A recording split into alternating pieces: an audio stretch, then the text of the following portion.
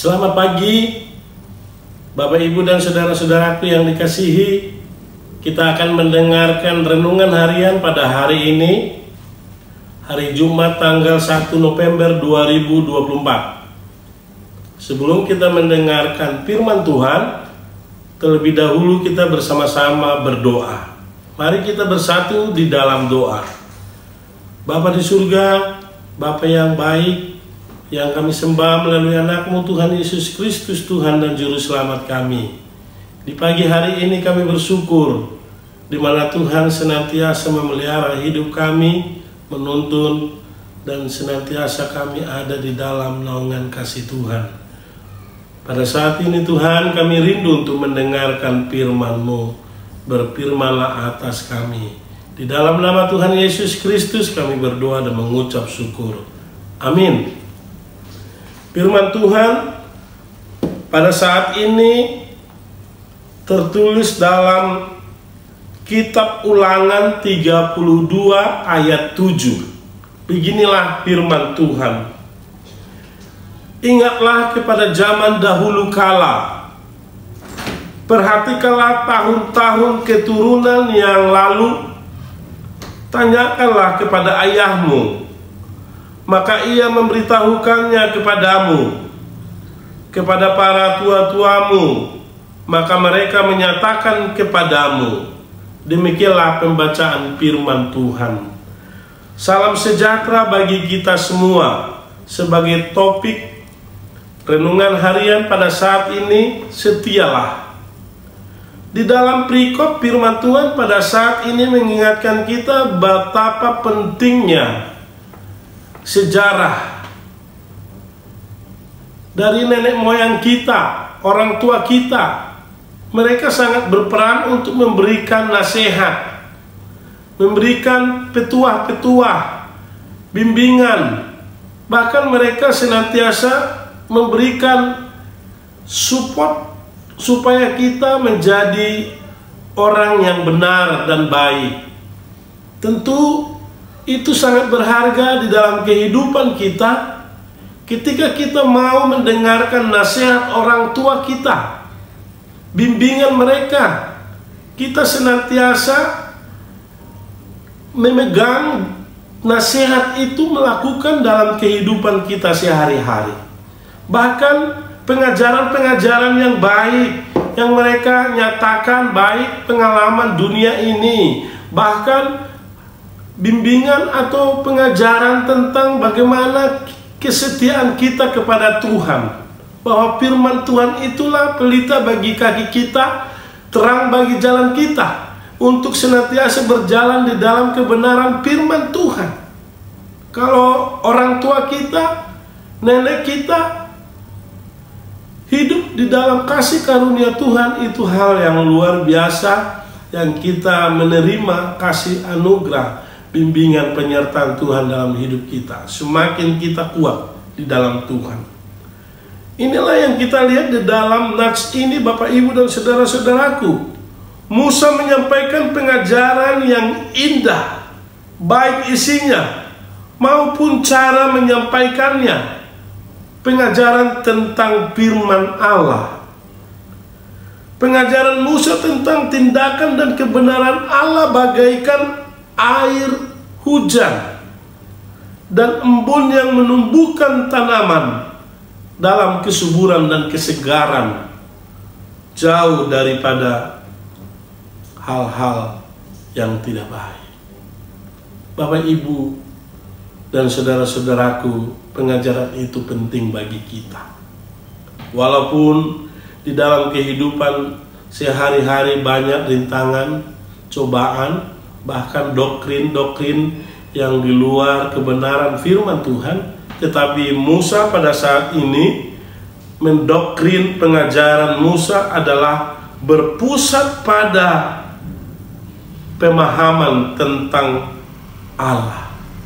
Bagaimana pemahaman tentang maksud-maksud rancangan Allah di dalam kehidupan kita ini, supaya kita dibimbing, disertai, dan dianugerahkan hikmat yang kita boleh senantiasa pergunakan di dalam kehidupan kita. bertujuan untuk memuliakan, meninggikan nama Tuhan saja. Itu yang kita lihat di ayat 3 di 32 Musa ayat 7 tersebut. Bapak, Ibu, dan saudara-saudaraku, supaya bisa dikembangkan, patut lebih dikembangkan dalam cara yang menarik untuk menumbuhkan kehidupan gereja Tuhan pada masa ini.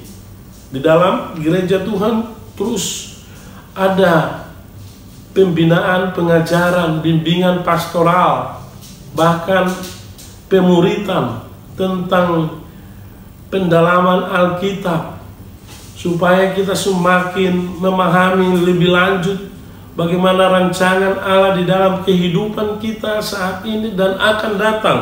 Tuhan yang senantiasa membimbing kita dengan Bapa rohani kita, orang-orang yang mengasihi kita, yang di dekat kita.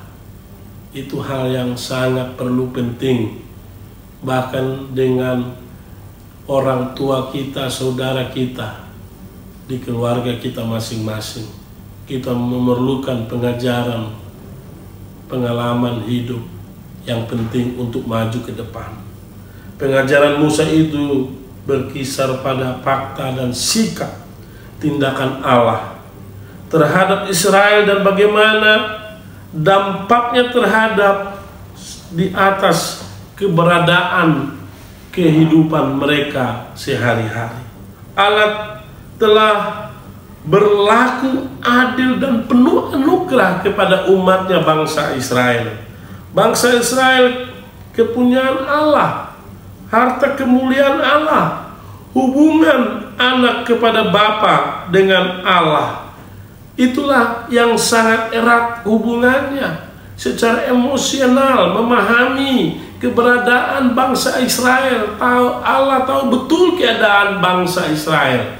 Itu sebabnya Allah beserta mereka, mau mengarahkan mereka, membimbing mereka di dalam kehidupan ini. Begitu juga kita Bapak, Ibu, dan saudara-saudaraku, bila mana kita hidup di dalam kebenaran firman Tuhan, kita mau dituntun, kita mau disertai oleh Tuhan, kita datang kepada Tuhan memohon di dalam doa kita supaya Tuhan ikut serta di dalam perjalanan hidup kita. Pengalaman senantiasa menuju kehidupan kekekalan itu bersama di dalam Tuhan. Bapak, Ibu, dan saudara-saudaraku, jaminan pemeliharaan dan kasih Tuhan itu yang senantiasa terus kita alami. Sudah sepertinya kebenaran itu menjadi makanan rohani yang menumbuhkan kesetiaan umat Israel untuk semakin teguh, setia, dan taat kepada Tuhan. Kesetiaan kita akan sangat terkait dan dengan sejati mana kita memahami dan menghayati sikap dan tindakan Allah dalam kehidupan kita. Bapak, Ibu, dan saudara-saudaraku, di firman ini mengingatkan kita, Allah setia, adil, dan benar. Allah tidak pernah dipengaruhi oleh tindakan umatnya sejak mereka di Mesir. Allah setia menyertai umat Israel di tanah perbudakan dan menuju tanah perjanjian yang dipimpin oleh Nabi Musa. Untuk senantiasa mereka mengerti dan memahami, di padang gurun Allah menjaga mereka seperti biji mata Tuhan di ayat yang 10. Sungguh mengagumkan, meyakinkan hidup kita kesetiaan Allah yang tidak pernah berubah kepada umatnya. Kesetiaan Allah, Allah senantiasa sangat peduli, care di dalam setiap umatnya. Begitu juga dengan kita Bapak, Ibu, bagaimana perjalanan hidup kita sehari-hari. Bila mana banyak rintangan dan cobaan yang kita alami, seakan-akan tidak ada pertolongan. Tetapi pada saat ini, firman ini mengingatkan kita butuh nasihat Tuhan. Kita butuh bimbingan penyertaan Tuhan dalam setiap langkah kehidupan kita. Itu sebabnya mari kita senantiasa setia kepada Allah, Allah yang mempilai kehidupan ini dan memberikan sukacita, damai sejahtera dalam kehidupan kita. Tetaplah kita berharap, bergantung kepada Tuhan, andalkan Tuhan di dalam segenap kehidupan kita.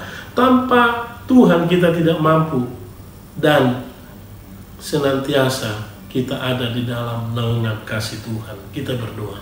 Terima kasih Bapa di surga, kami mendengarkan firman-Mu, mengingatkan kami bagaimana nasihat, pengajaran, bimbingan, dan penyertaan itu Tuhan penting bagi kami. Sertailah hidup kami, bimbinglah kami Tuhan, untuk semakin dewasa iman kami. Roh Kudus yang menyertai kami siang dan malam. Kemanapun kami melangkah, kami berharap dan mengandalkan Tuhan dalam segenap hidup kami. Ampunilah segala dosa pelanggaran kami bila kami senantiasa Tuhan sering melakukan kesalahan dan dosa. Ketika kami menerima pengampunan itu, kasih karunia-Mu dan berkat-Mu turun atas kami. Di dalam nama Tuhan Yesus kami berdoa mengucap syukur. Amin. Kasih karunia dari Tuhan Yesus Kristus, cinta kasih dari Bapa di surga, persekutuan Roh Kudus menyertai kita hari ini sampai selama-lamanya. Amin. Tuhan memberkati kita. Shalom.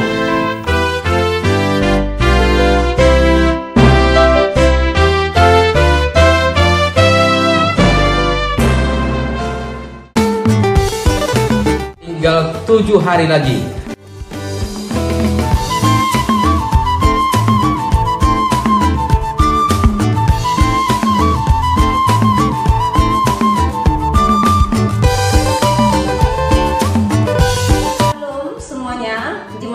Pejuang, pada tanggal 3 November yang akan datang kita akan mengadakan Pesta Botilon. Saya Putri Selitonga mengajak saudara-saudari Kota Kasih untuk hadir di Pesta Botilon HKBP. Mari saksikan dan ikuti Pesta Botilon kita. Banyak hadiahnya. Unang kijang roham, unang mayat roham marida zomana mawas samare. Sunat kona jala